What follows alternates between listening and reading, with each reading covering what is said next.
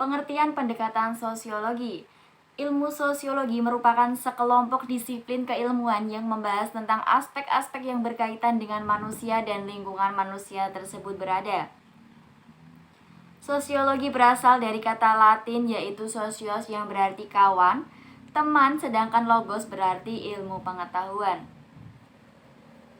Meskipun sangat banyak definisi tentang sosiologi, namun pada umumnya sosiologi itu dikenal sebagai ilmu pengetahuan tentang masyarakat. Sosiologi mempelajari masyarakat meliputi gejala-gejala sosial, struktur sosial, perubahan sosial, dan jaringan hubungan atau interaksi manusia sebagai makhluk individu dan makhluk sosial. Sosiologi ini memiliki berbagai paradigma untuk mengkaji suatu masalah, sehingga sosiologi merupakan ilmu sosial yang berparadigma ganda. Adapun struktur paradigma di dalam sosiologi adalah paradigma sosiologi lahir dari teori-teori sosiologi dari masa klasik hingga masa modern ini. Menurut Thomas Kuhn mengatakan bahwa paradigma sosiologi itu berkembang secara revolusi bukan secara kumulatif. Sehingga paradigma sosiologi dapat berkembang sesuai dengan fakta sosial. Paradigma inilah yang akan digunakan sebagai alat untuk mengkaji studi Islam dalam pengkajian studi Islam. Peneliti bebas memilih paradigma yang ada di dalam sosiologi ini untuk mengkaji masyarakat Islam. Nah, sosiologi pada hakikatnya bukanlah semata-mata ilmu murni yang hanya mengembangkan ilmu pengetahuan secara abstrak demi usaha peningkatan kualitas ilmu itu sendiri. Namun, sosiologi itu bisa juga menjadi ilmu terapan yang menyajikan cara-cara untuk mempergunakan pengetahuan ilmiahnya guna memecahkan masalah praktis atau masalah sosial yang perlu ditanggulangi. Dalam ilmu sosiologi terdapat dua metode, yaitu kualitatif dan kuantitatif. Hal ini terjadi sebagaimana terjadi pada ilmu-ilmu lainnya. Dalam metode kualitatif terdiri atas dua metode, yaitu historis dan yang menggunakan analisis terhadap peristiwa-peristiwa dalam masa silam untuk merumuskan prinsip-prinsip umum.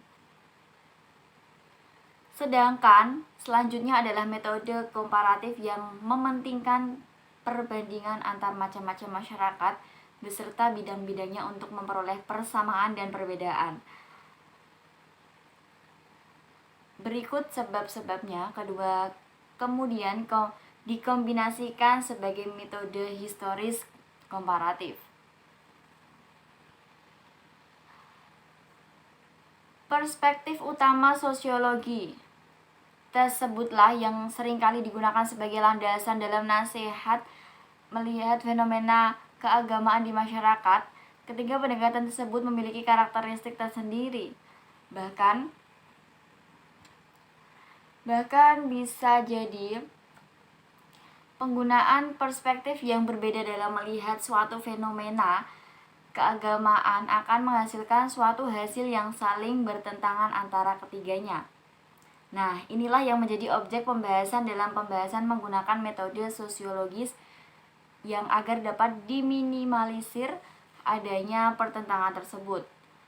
Perspektif tersebut antara lain yaitu perspektif fungsionalis, perspektif konflik, dan yang terakhir interaksionisme simbolik.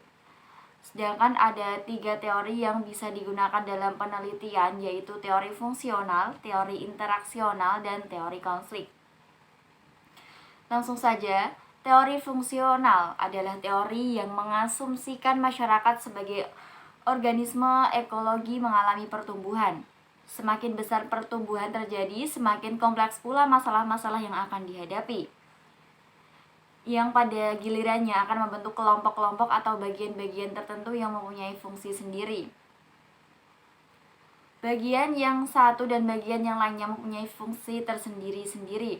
Karena perbedaan pada bagian-bagian tadi, maka perubahan fungsi pada bagian tertentu bisa juga mempengaruhi fungsi kelompok lain. Ya, meskipun Demikian, masing-masing kelompok dapat dipelajari sendiri-sendiri. Maka yang menjadi kajian penelitian agama dengan pendekatan sosiologi dengan teori fungsional adalah dengan melihat atau meneliti fenomena masyarakat dari sisi fungsinya tersebut.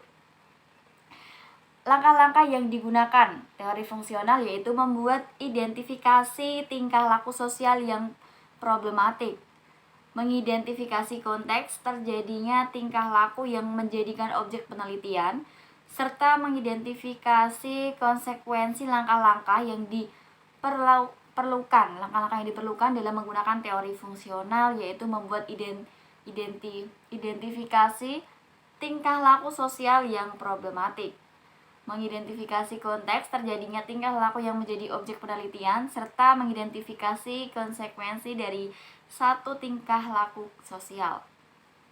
Yang kedua, teori interaksional adalah mengasumsikan bahwa dalam masyarakat pasti ada hubungan antara masyarakat dengan individu dengan individu lain. Teori ini sering diidentifikasikan sebagai deskripsi yang interpretatif, yaitu suatu sebab yang menawarkan suatu analisis yang menarik perhatian besar pada pembekuan sebab yang senyatanya ada.